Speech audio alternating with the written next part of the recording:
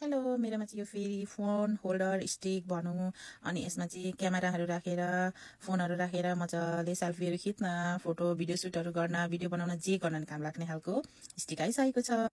यसमा चाहिँ दुईटा स्टिक आएको हुँदो रहेछ, सेम खालको दुईटा स्टिक छ। अनि यो चाहिँ हामीले यसरी बङ्गाएर नि जतै भित्ताउँदै भयो नि बेराउँदै के हुँदै टसाएर थपक्कै यसरी बेरेर राख्न पनि हुने, जतै पनि घुम्छ यो त्यस्तो हुँदो रहेछ। अनि यसको चाहिँ रिमोट हुन्छ, यो चाहिँ रिमोट हो, दुईटै रिमोट छ। रिमोट हो यो चाहिँ, हामी यो सबै सामानहरू यहाँ छ जोडेर अनि हजुरहरूलाई देखाउँछौँ है। एउटा चाहिँ क्यामेरा होल्डर भयो, क्यामेराको स्ट्यान्ड भयो एउटा पनि, अर्को चाहिँ फोनको स्ट्यान्ड हो।